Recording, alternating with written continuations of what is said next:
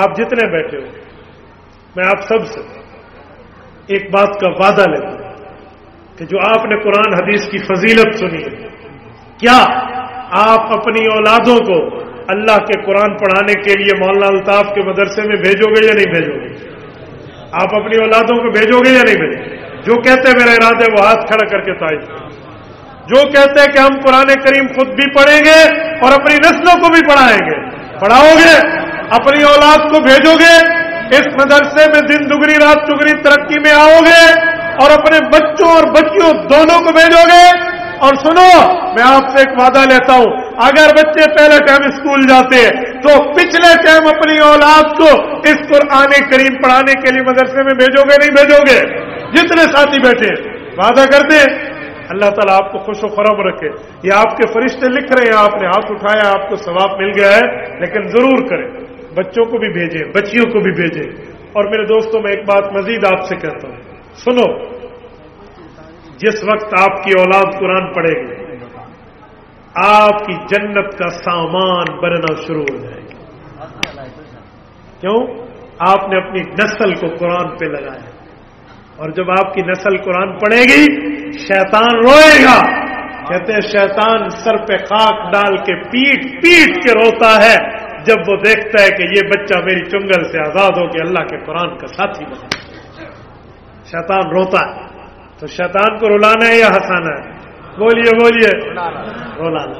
تو پھر ہمیں کوشش کرنی چاہیے کہ ہم شیطان پر بھی لعنت کریں اور شیطانیت پر بھی لعنت کریں، اور یہ تب ہے جب ان مدارس کو آباد کریں۔ اور پھر میں ایک بات مزید آپ سے کرتا ہوں، آپ جتنے بندے بیٹھے ہیں، آپ کو کوشش کرنی چاہیے اس مدرسے میں اپنی جان مال وقت لگانا چاہیے۔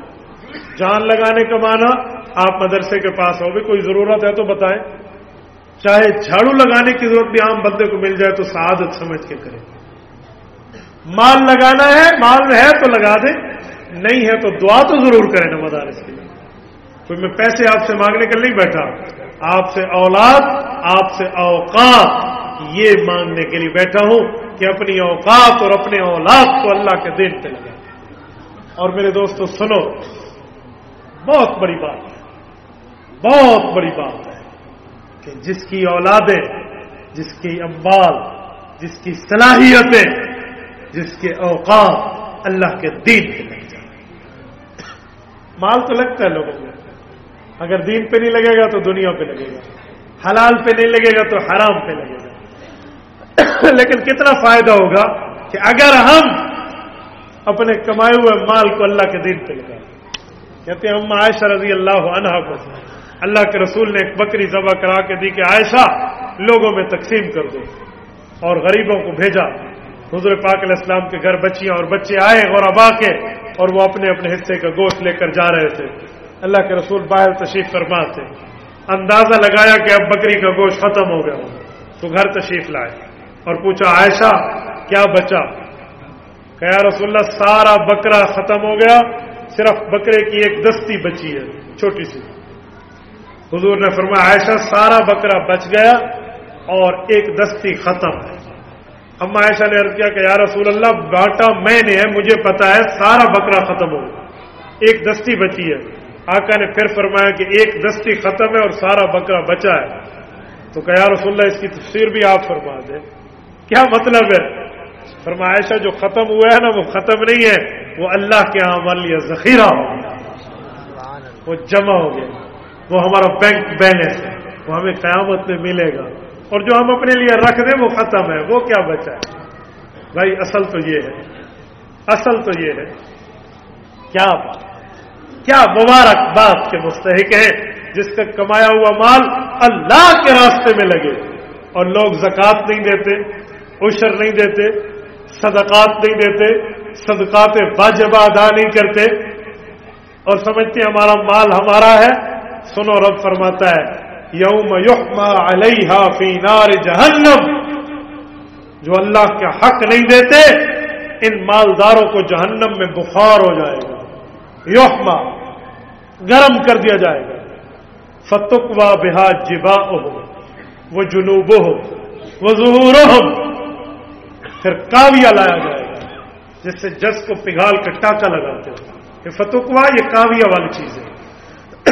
داغا جائے گا ان کے ماتھوں کو، ان کے سائڈوں کو، ان کی کمروں کو اللہ محفوظ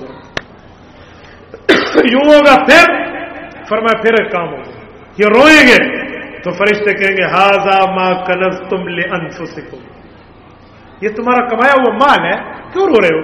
یہ وہی چیزیں ہیں۔ فذوقوا بما کنتم فذوقوا